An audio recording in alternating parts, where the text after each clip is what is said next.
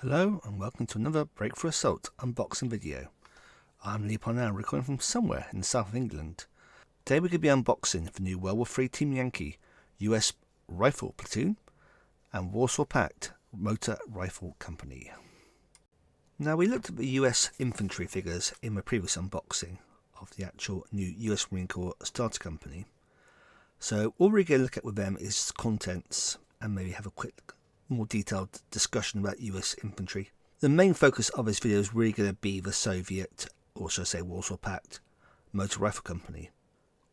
Previously, both the USSR and US had white metal infantry, grouped into a number of boxes for either rifle companies for US Marine Corps, mechanized platoons, and then for the Soviets, both a platoon and company box with a separate box for special weapons such as automatic grenade launchers and AT-4 spigots.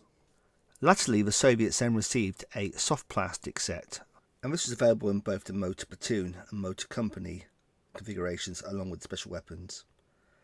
Unfortunately, this is very much the first or second generation soft plastics and wasn't particularly well received, to the point where we never actually saw for example, a soft plastic US box. All the rest of the infantry figures for Team Yankee will remain metal, until now. Giving some context on the actual forces in Team Yankee, the American forces were obviously coming off the back of Vietnam and going back to being a fully professional force. This downsizing allowed them to better equip their forces, so the old steel M1 helmets and the like were replaced with the new Personal Armour System Ground Troops, or PAS GT. So you see the Fritz helmets and the Kevlar body armour. The M16 gave way to the free-shot version rather than the fully automatic M6A1 to the M16A2. But old favourites like the M72 were still present, as well as the M203 grenade launcher, which made its debut during Vietnam. On the Soviet side, as depicted here, they're very much still wearing their M69 style uniforms, which date all the way back to the post-World War II era. It's a very old-fashioned style tunic and trouser arrangement with a steel helmet. Unfortunately, in the same sort of time period, you see the what they call the Afghanka M88 armour, uniform, which, as its name suggests, made its debut, or at least was more well known for the Afghan War. And this moved away from the tunic to a sort of more like a BDU style arrangement with the actual 6 pockets, 2 chest, 2 waist, and then obviously a big mat pocket on the trousers. But this isn't depicted here. At this scale, you and with all the webbing in the way, you can't really see the pockets anyway. So you could probably still get away with doing some more funky camo, like the TTSKO camo that some of the M88s featured. I've sort of got a little example here painted up. Very good for doing if you want to do like the sort of naval infantry or the VDV who wore that kind of camo. One thing that had changed was the dumping of the old AKM in the 7.62 caliber to the AK-74, which, much like the M16, was an intermediate size cartridge, for much the same reasons of being a better ammo capacity for the same weight. Similarly, the RPK gave way to the RPK-74, which is depicted here. But the RPG-7 still remained the same, albeit with better warheads. The model here depicts the 7.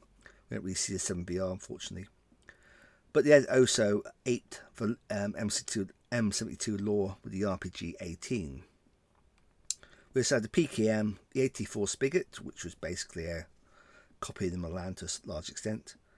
The SA-14, which is the latest version of the old Strata system, Strata 3 in this case, the Gremlin. And also they acquired a grenade launcher with the AGS-30. One thing to note with the actual Soviet uniform, though, is although the M69 is very much a post-war uniform, the thing kept going. They were still making it into the 90s, even though the M88 had come in alongside of it. Apparently, even photos of people wearing the M69 uniforms in Chechnya, for example. So, yes, it's an older cut, certainly compared to the very 1980s focused American kits. But A, it lets them cover the likes of Checkpoint Charlie when that comes out, because let's face it, an AK-74 and an AK-47 both look roughly the same at this scale. But it's also not really incorrect. Like I say, this thing just kept going until it was really replaced, along with the M88, by new modern uniforms the Russian Federation wear. One thing we don't really get though is like the modern sort of body armour flak jackets that were really sort of brought in Afghanistan. We're very much here with the old webbing system basically, not even the old like chest rig for the AK is present. So that's enough history. Let's now open these box ups and then we can talk a bit about the contents. Now, first we're going to take a look at the US Rifle Platoon box. This is re-optimized for doing US Marines and Rifle Platoon. Inside we have 4 sprues. We have 2 of the standard Saw and Dragon sprues and 2 of the special weapon sprues. We also get some bases. Bizarrely we get one single 2-station base. I don't know why. I think that's the HQ. And we get some bubble wrap, which the kids always love. That is a Rifle Platoon box. Okay, so now taking a look at this Soviet Motor Rifle Company. Just getting the box open. Inside we get, again, 4 sprues. Here we go. Again, this time is split into a 3-to-1 ratio. We get the bases we require. No weird baggie with a single base in. And just checking. Yes, we do. We got some bubble wrap. Yeah. So the actual sprues are split, like I said, split into 3-to-1. We get 1 weapon sprue and then 3, count them, 1, 2 and 3 RPG and AK stands to form the bulk of the infantry force. The sprues are split into 2 types. The first type is the support weapon sprue, effectively representing the assets taken from the actual motor rifle battalion, air defence company, automatic grenade launcher company and a tank company. So we have on the sprue effectively 2 AT4 Spigot teams. We have 1 automatic grenade launcher team and we have 1 SA-14 Gremlin team. Obviously these are Soviet teams, so we effectively get 3 gunners and 3 assistant gunners to each base on the large bases. The other 3 sprues are effectively the platoon sprues, insofar as each sprue builds up a motor rifle platoon. That consists of 3 AK teams, 3 RPG teams, a command team, which effectively is another AK team, and 3 PKM gunners along with their assistant gunners to make a PKM base. All 3 sprues combined, we get everything we need for basically the HQ, company HQ, plus the 3 platoons that form a full company, as well as the 2 PKM stands. So the box is giving us a fully outfitted BMP or BTR or Afghanistan or VDV battalion, because they all use the same structure basically.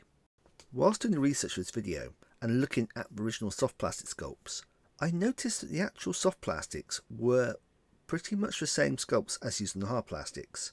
If you take a look at the radio figure here and compare it to the radio figure on the actual fire one, the figures are very similar. It wouldn't surprise me, these being CAD sculpts in both the soft plastics and the hard plastics case, that they're using a slightly reconfigured CAD file for both of them.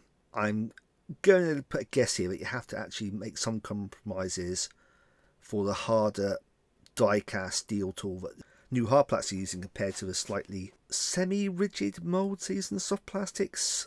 I've only got a very minor understanding of how the soft plastic methodology works. I believe it's a semi-rigid tool. This, of course, it's a good thing if you have the soft plastics, because the figures should merge together. You'll just have a slightly crisper look on the hard plastics to differentiate them. Only downside is that obviously you're going to get a lot of repetition over multiple companies. Look at the sprue.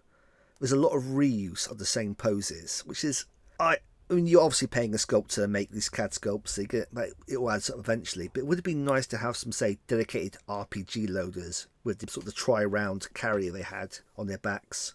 Similarly, for the actual automatic grenade launchers, a couple of guys with cylindrical magazines, that kind of thing, would have been quite nice. We do get some dedicated crew. The SAM team you get for guided binoculars, which is quite a cool little figure. I quite like that one. But for the most part, they're just reuses of the NCO and AK figures. Looking at the actual automatic grenade launcher figure, it's quite a neat little construction. It goes into a circular indent with the base mounted to the tripod, and then the gunner attaches to it via the actual gun himself. Only downside way they've done this construction to make it simple is that the actual left hand is just sort of perched on the leg rather than gripping on for dear life of what is probably a fairly bucking system with the automatic grenade launcher. The Spigot missile is also a multi-part construction. You have the loader laying down prone, his arms attached to the missile and then the tripod, and that all constructs fairly easily. I don't find it too hard to get the figures to line up. Compared to, say, some of the machine gun figures you have in the World War II figures, I find it relatively straightforward. But you don't actually have a base on the missile, so just go straight to the base. But obviously when you get the round bases, you have those little indent pieces to fill it in. The PKMs and SA-14s are all single piece sculpts. There's a little bit of infill here on some of the parts of the figure, but it's relatively well hidden. And the PKM probably suffers from the worst on the guy lying down. He has a very deep forearm, but obviously you can hide that with the flock and the like on the basing. And from most angles you won't see it anyway. Compared to the US Marine Corps figures we looked at in the last video, and we'll briefly touch upon again later in this one, the mould lines were slightly more conspicuous. I believe this is really down to how the actual helmet sort of round shape makes them a bit more apparent, and certainly I need to clean them up. Obviously cleaning up the hard plastics is a lot easier than the soft plastic, so it's not an onerous job. It's just after the US Marine Corps figures, US figures I should say, rather sport me on that.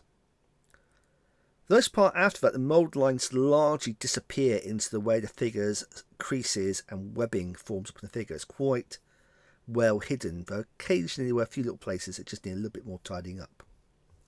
Overall, I like the actual quality of the sculpts. I like my favourite figure of all, I think, has to be the guy with the radio. He looks quite a little characterful piece.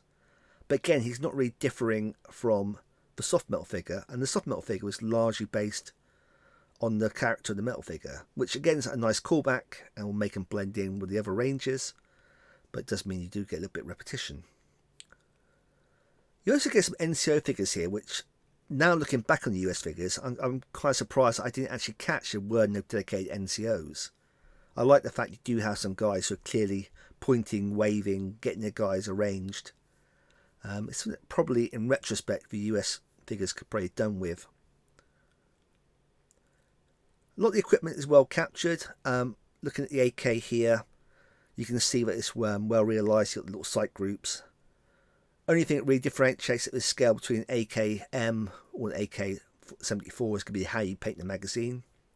But I think metal mags appear for the AK-74, and I think some AKMs have Bakelite mags, so it's probably not as universal an indication between the two different guns as I thought.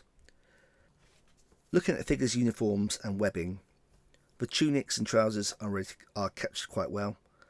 You've got the epaulettes and collar tabs are both present, which helps painting them. Remember, red for the infantry and blue for VDV is a general good rule to work to. The actual differentiation between the webbing and uniform is fairly well captured in terms of relief. And the actual webbing detail is pretty good, though I noticed the actual canteens don't have a lot of detail to them, like the tabs and that you'd expect. But again, it might be just a limitation of what the plastic can do. Helmet has that distinctly Soviet look to it, which is good. Like I say, the only real issue I had was the mould lines, which is not an issue. It's more just I wasn't expecting them after seeing the US figures. Faces and hands are both well captured in terms of being able to see fingers and facial features. I don't see anything really come up there. It's good enough. I managed to capture it on the paint relatively easily. I also like the way the lore is captured on the back of the guys. You can see the figures that have it.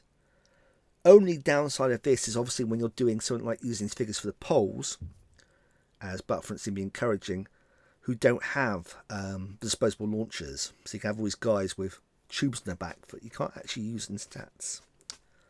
Similarly, the grenade launchers apparent that you have on the Soviets don't always appear in the Warsaw Pact troops. Countering this, there were a pleasing amount of spare figures left over by the time I based up one platoon and the special weapons. So you could probably hide away the grenade launchers and minimise the number of RPG 18s that are on the figures. When it came to painting the figures, I was using a mix of contrast paints for the majority of figures, plus some Vallejo paints for painting the one example I did in the camouflage. All of the paint took well to the plastic, and the actual paints really picked out the detail, especially the contrast speed paints. The sort of depth of the actual creases, differentiation between the high and low points of the figure really help bring that detail out. When I switched to doing more traditional painting on the camouflage figure again, it was very easy to pick out the detail of the webbing versus the uniform and capture like the merge line between the actual tunic and the trousers and the boots without too much trouble. The collar tabs and epaulets, as noted earlier, being pronounced was also very easy to pick them up on the paint. All in all, I think these Soviet plastics are well worth your time if you want to get in the infantry here. They are a definite improvement over the soft plastics, although like I say, I think they are the same sculpt, just better captured. And they hark back to the original metal sculpts very nicely. Having the box now include all 3 platoons and the special weapons for roughly the same price as just the 3 platoons used to be makes this a bit more economical to actually get into the infantry, though you always get to have that cost burden. You get to do this, buy 1 platoon box, and then instead of buy 2 to 3 boxes of BMPs to get all the options mounted up into one full-size company. No easy way around that, though I will point out that buying 2 of the new infantry starter sets for the Soviets, BMP Motor Rifle Battalion I believe it's called, with it including the heavy weapon platoon, effectively each of those boxes gives you almost a full strength company, plus almost all the BMPs to carry them. And I think you get quite a considerable saving of a bit separately, plus some T-80s and some aircraft. Definitely worth a look if you want to try and get into doing a infantry heavy Soviet force. Of course, some people will probably point out that having cheaper plastic infantry just encourages more their BTR spam that plagues some of the meta, to which I can only say that MLSs are your friend here. Turning our gaze to the US Rifle Platoon now, we get 4 sprues in here, 2 of the Saw Team / Dragon Team sprue, and 2 of the Special Weapon sprues. The Saw / Dragon sprue will build 2 Saw teams, a HQ team, which can either be a formation HQ or platoon HQ, and then I thought it was 1 Dragon team. The box says 2 Dragon teams. I realised this because the guy I thought was a loader with a missile on his back is actually meant to be a gunner running, though at that point I kind of wonder where the actual launch stand is. I also thought there's only 2 Dragons because, like I say, you get 2 in the sprue, you only need 2 for the rifles. But they do say you can build 4 Dragons if that's how you want to field it. The Special Weapons sprue will build a further 2 Saw teams, along with 1 small team, 1 M60 team, and an M60 mortar team. That gives you a total of 8 Saws, 2 HQs, 2 or 4 Dragons depending how you build it, 2 smalls, 2 M60s, and technically 2 mortars, but you only need 1. Now, that composition allows you to build 3 different platoons. The first one is the obvious one from the last box, which is the US Marine Corps Rifle Platoon, with the option of either having the swap out M60 teams as well as the 2 extra Saw teams. You also get to build the US Airborne Platoon, which is a very similar composition, albeit with less Saw teams, but the 2 mandatory M60 teams, for a total similar figure count. And finally, because you can build 4 Dragon teams according to the way the Battlefront do it, you can use this box for the Light Motor Platoon. The Light Motor Platoon is often overlooked. It's an interesting little platoon. You get 6 Saw teams, a single M60 team, and 3 Dragon teams, all mounted in 10 Humvees. This is part of the 9th Motorised Division, so you get all the RDF light tanks, Humvee, fire support units, that kind of thing. But the infantry component often gets overlooked, mainly because you have to buy at least 2 boxes of Humvees per platoon, which gets expensive. But it's nice that you can build this out of this box if you so wish, and if you have a unquenchable thirst for more Humvees, which, hey, who doesn't? It's a nice little kit. Now, as I said, having looked at this since looking at the Soviets, I hadn't appreciated you don't really get any NCO figures. You only get the 1 officer, basically. And then sort of the rest of the stands are assumed to be, some of them must be NCOs, but no one's really sort of pointing or gesturing or doing anything very NCO-ish in the world, sort of wargaming figure world. That's not the end of the world, and like I say, the figure quality is good enough I'll kind of overlook it. As I mentioned on the last US Marine Corps unboxing, Mould lines were very, very few and far between on the actual infantry. Nice, clear, crisp sculpts. Lots of dynamic movement to them. Again, aping some of the poses used on the metal figures earlier, but well executed, and that's always the main thing. The only real multi-part figure is the Dragon team, who consists of three parts. And then you also have the two-part guy who's running with a dragon strapped to his back. You do get a second dragon missile that's just there. It's the same sort of moulding like it's made onto the back of the guy, like the one that clearly goes with running anti-tank guy. So I'm not sure if it's just there as a spare in case you inevitably drop one, which is like I can definitely appreciate. But also, like I say, you could probably have it half buried in the ground to add a bit of extra colour to the dragon base. The sword teams consist of one sword gunner, one grenade launcher, one guy with a law, either on his back or in a ready position, and then usually a fourth rifle guy. The command team has a radio guy and their officer, and then you can use a further two figures. But you do get a few spare M16 guys, so you could alternatively use that as an extra sword team. Support weapon wise, the M60 team has obviously the guy prone firing the M60 plus two kneeling chaps to accompany him. The mortar consists of one chap holding the tube and another dropping the round in. The small team has a dedicated gunner and then reuses an M16 team that can also be found on the sprue. So whilst we do like NCO figures, we do at least get plenty of semi-dedicated gunners / assistants go with the support weapons. There's nothing really marks them out as such in terms of carrying spare rounds of the like, and they can be used to bulk out the M16 sword teams as well by swapping the figures out. Quite handy when you consider obviously you get, by having two sprues, we have an 60mm mortar team that's effectively redundant, whereas their M60s and smalls are both need to be doubled up. Now my personal opinion is that the US infantry are marginally better than the Soviet stuff. And that's not to say the Soviets are bad or anything like that. I just think that the US figures seem to have a bit more life to them and seem to be a bit crisper in their sculpting in terms of detail on the webbing, that kind of thing. Now that's partly unfair because, like I say, they have the advantage of having the flak jackets and the more interesting Fritz helmet rather than just a steel tin helmet. Might have been nice to see the Soviets in the later style, late Cold War uniforms, but you got to appreciate Battlefront want to reuse these figures for inevitably Checkpoint Charlie and the like, and having a figure that's ultimately wearing a fairly mid-Cold War uniform with a weapon that could be one of either an AKM or an AK-74 has a certain amount of attraction to them. Plus, like I say, if you want to use this for Warsaw Pact, it's less wrong than, say, going for a later Cold War uniform.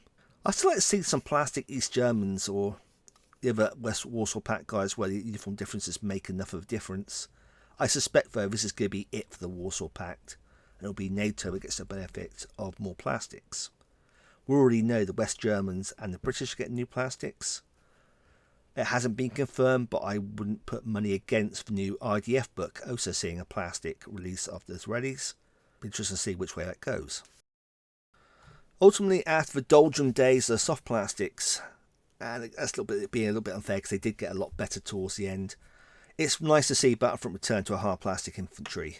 If you need the infantry, then I can't recommend this enough. I'm hoping they'll be a lot easier to get hold of because those white metal US Marines, that kind of thing, were always a pain to get hold of. I think I had to go hunting around both times I tried to get a blister of them. But of course, the thing with plastics is you get big production runs, and then there'll be a bit of a doldrum until they need to do a rerun at a later date. So probably better to buy now, just make sure you have it. It's always a good bet. Anyway, that's my thoughts on the new plastic infantry. Obviously, I have repeated some ground on the US stuff we had in the US Marine Corps box, but if you want to see my thoughts on the M60, then go check that out if you haven't already done so. As always, like and subscribe because we are trying to do more video content. Not just me, but also the other chaps. Myself and Eddie are now trying to talk about how a better way of doing shoot and scoot as a YouTube version, playing around with some ideas, and I probably will try and go back and do the audio recordings of the older episodes I keep promising to do and inevitably fail to, which I apologise. Leave your thoughts and comments below. Like I say, I always appreciate the feedback. I do keep trying to improve the actual video quality and audio quality. Enjoy playing your games. I'll hopefully speak to you again soon. This is Lee Parnell signing off, and catch you all later. Bye.